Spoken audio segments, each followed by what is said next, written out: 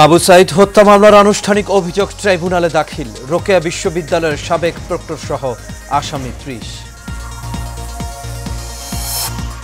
কুমিল্লার মুরাদনগরে নারী ধর্ষণের ঘটনা সাজানো, দাবি আসামির পরিবারের পরকীয়ার সম্পর্ক ছিল বলছেন স্থানীয়রা। দেশের রাজনৈতিক পরিস্থিতি নিয়ে বিকেলে বিএনপির সংবাদ সম্মেলন, বক্তব্য রাখবেন মহাসচিব মির্জা ফখরুল ইসলাম। এবং ঢাকা ময়মনসিংহ মহাসড়কে যানজটের প্রধান কারণ তাকওয়া পরিবহন, আছে দলবদ্ধ ধর্ষণ ও হত্যার মতো অভিযোগ।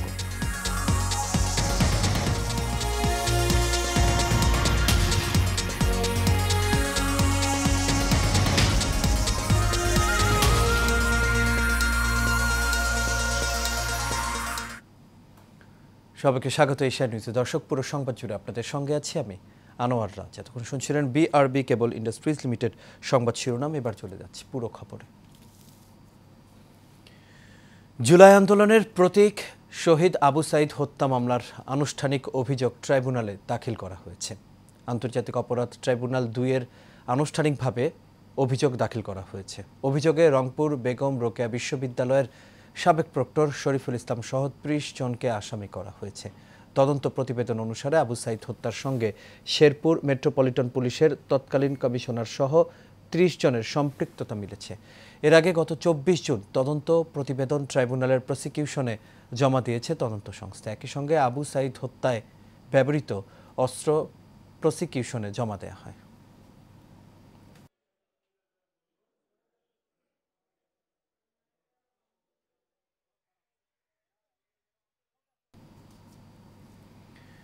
কুমিল্লার মুরাদনগরে হিন্দু নারীকে কথিত ধর্ষণের ঘটনায় বেরিয়ে এসেছে ভিন্ন কথা। সরেজমিন তথ্য থেকে জানা যাচ্ছে, এই ঘটনায় আটক মূল আসামি ফজর আলী বিএনপির রাজনীতির সাথে জড়িত নন।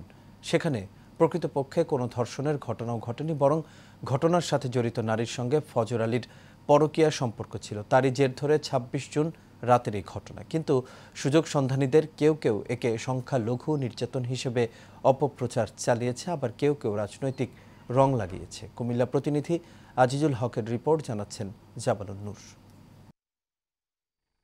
কুমিল্লার মুরাদনগরে হিন্দু নারীকে ধর্ষণের অভিযোগ উঠেছে ফজর আলী নামের এক মুসলিম যুবকের বিরুদ্ধে।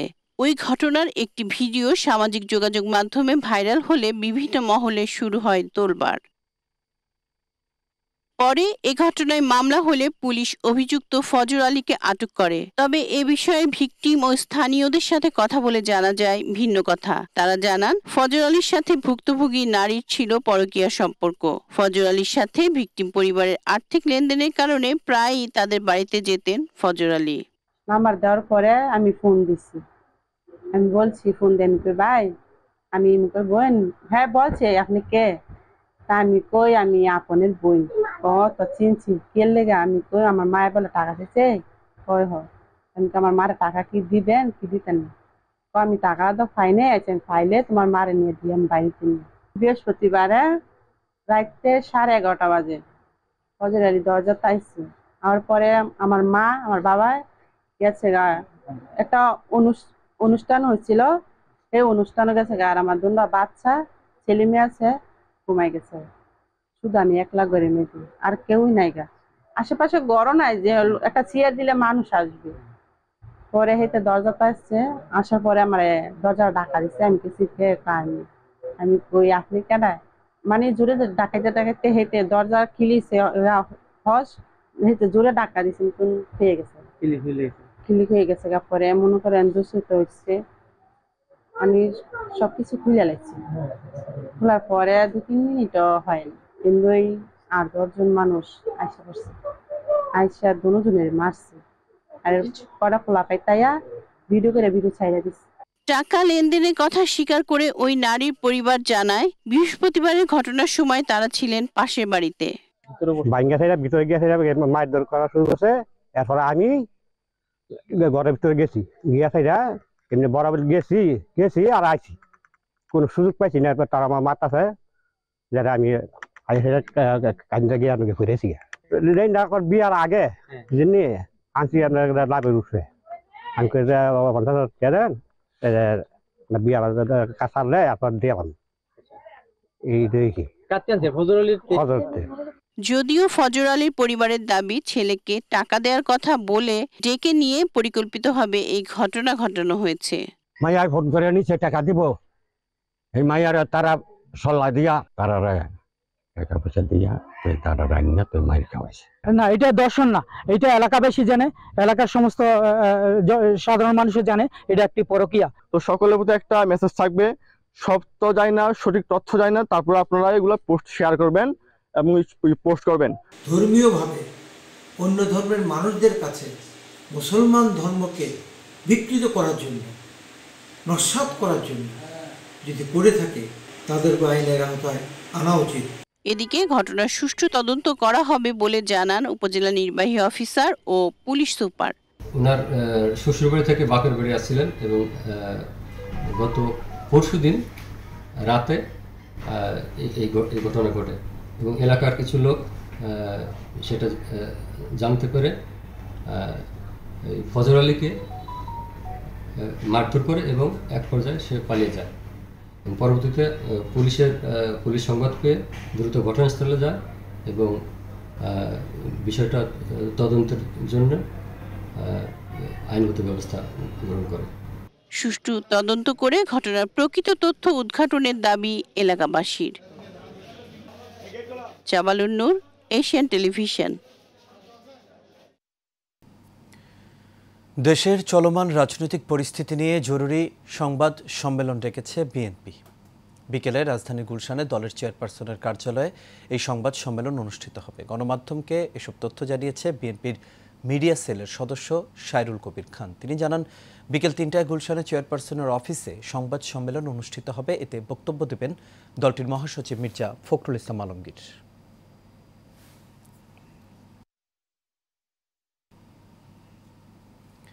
দেশের ৮ জেলার ওপর দিয়ে সর্বোচ্চ ৬০ কিলোমিটার বেগে ঝড় ও বজ্র সহ বৃষ্টি হতে পারে বলে আশঙ্কা করেছে আবহাওয়া অফিস।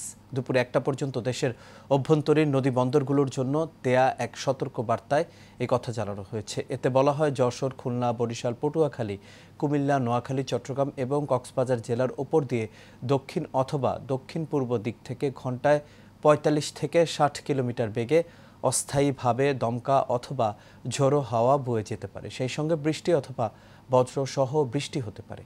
এদিকে বঙ্গোপসাগরে লঘুচাপের কারণে চট্টগ্রাম, কক্সবাজার, মোংলা ও পায়রা সমুদ্র বন্দরকে ৩ নম্বর স্থানীয় সতর্ক সংকেত দেখিয়ে যেতে বলা হয়েছে। উত্তর বঙ্গোপসাগরে অবস্থানরত মাছ ধরার নৌকা ও ট্রলারকে পরবর্তী নির্দেশ না দেওয়া পর্যন্ত উপকূলের কাছাকাছি থেকে সাবধানে চলাচল করতে বলা হয়েছে।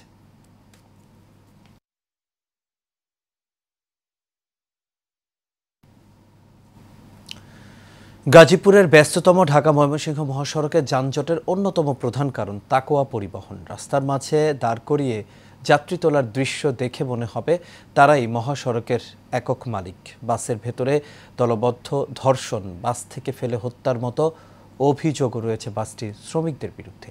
গাজীপুর থেকে আরিফ খান আবিরের রিপোর্ট। ৬ বছর আগেই শেষ লাইসেন্সের মেয়াদ, নেই রুট পারমিটও। তারপরও গাজীপুরে সড়ক দাপিয়ে বেড়াচ্ছে তাকোয়া পরিবহনের মিনিবাস। যাত্রীদের অভিযোগ, এই পরিবহনের মালিক আওয়ামী লীগের প্রভাবশালী নেতা সুলতান আহমেদ সরকার। প্রশাসনকে ম্যানেজ করে বছরের পর বছর করছেন পরিবহন ব্যবসা। অনেক সময় আপনার রুট ব্যারিকেড দেখা রয়েছে, আপনার রেলও যানজট বাধা হয়েছে। তাকওয়ার জ্বালা সাধারণ মানুষ চলতে পারে না, সাধারণ গাড়ি চলতে পারে না, ওরা যেমনি তেমনি গাড়ি চালায়। তাকওয়া গাড়িগুলো আসলে বেপুরা ভাবে চলাফেরা করে, এটা সবাই দেখে, আমরা সবাই জানি। তারপরে এখানে হেল্পার গুলো আছে, এরা অত্যন্ত খারাপ। এরা অনেক সময় পেশেন্টের গায়ে হাত দেয়, টানারি হাত সার্চি করে, এবং একটা আরেকটা আগে যাওয়ার জন্য এই রাস্তার মধ্যে পাত্রা বাবা খেলে থাকে। এটা না কারণে অ্যাক্সিডেন্ট গুলো হয়। আসলে তাকওয়া গাড়িটা একটু নিয়ন্ত্রণ করা দরকার। আমার মনে হয় প্রশাসনের বিষয়টা দেখা দরকার। অভিযোগ রয়েছে, সুলতান আহমেদ পরিবহন ইউনিয়নের নেতা হওয়ায় তুচ্ছ কারণে বাচ্চাপা দিয়ে হত্যা, বাসের ভেতরে ধর্ষণের ঘটনা ঘটলেও পার পেয়েছে চালক হেল্পার। এছাড়াও সড়কের মাঝে বাস থামিয়ে যাত্রী তোলার সময় লেগে থাকে তীব্র যানজট।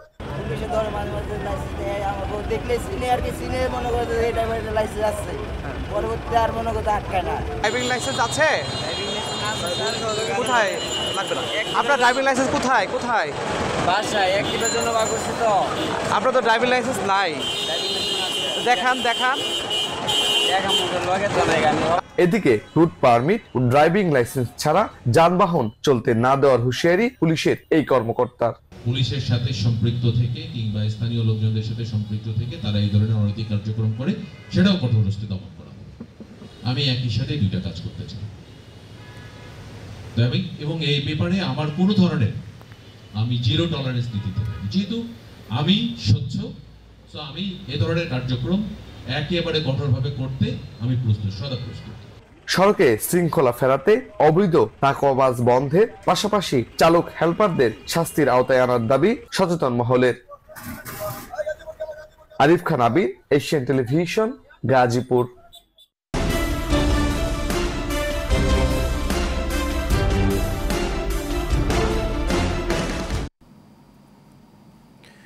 কুড়িগ্রাম জেলা truck, tank, lorry, covered van ও ট্রাক্টর শ্রমিক ইউনিয়নের ভুরুঙ্গামারী উপজেলার উপকমিটির ত্রিবার্ষিক নির্বাচনে সহ সাধারণ সম্পাদক পদে প্রার্থী হিসেবে লিফলেট বিতরণ ও গণসংযোগ করেছেন লাভলু মিয়া।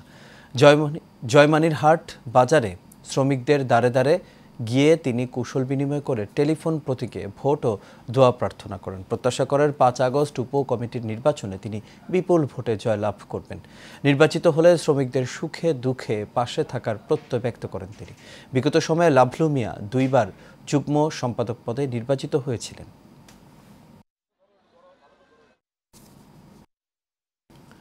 নারায়ণগঞ্জের রূপগঞ্জ উপজেলা পরিষদের 2025-26 অর্থ বছরের জন্য 18,42,40,000 টাকার প্রস্তাবিত বাজেট ঘোষণা করা হয়েছে। উপজেলা পরিষদ সভাকক্ষে এই বাজেট ঘোষণা করেন উপজেলা নির্বাহী প্রকৌশলী আক্তার হোসেন। অনুষ্ঠানে সভাপতিত্ব করেন উপজেলা নির্বাহী অফিসার মোহাম্মদ সাইফুল ইসলাম। অনুষ্ঠানে আরও উপস্থিত ছিলেন উপজেলা সহকারী কমিশনার তারিকুল ইসলাম, সহকারী কমিশনার তসবির হোসেন, উপজেলা প্রাণী সম্পদ কর্মকর্তা ডাক্তার সজল কুমার সহ আরও অনেকেই।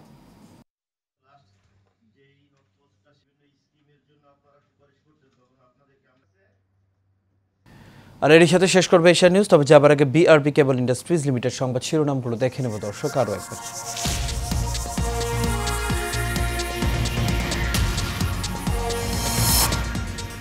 আবু সাইদ হত্যা মামলার আনুষ্ঠানিক অভিযোগ ট্রাইব্যুনালে দাখিল। রোকেয়া বিশ্ববিদ্যালয়ের সাবেক প্রক্টর সহ আসামি 30।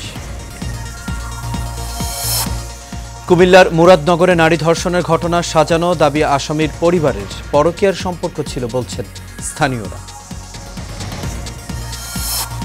দেশের রাজনৈতিক পরিস্থিতি নিয়ে বিকেলে বিএনপির সংবাদ সম্মেলন, বক্তব্য রাখবেন মহাসচিব মির্জা ফখরুল ইসলাম। এবং ঢাকা ময়মনসিংহ মহাসড়কে যানজটের প্রধান কারণ তাকওয়া পরিবহন, আছে দলবদ্ধ ধর্ষণ ও হত্যার মতো অভিযোগ।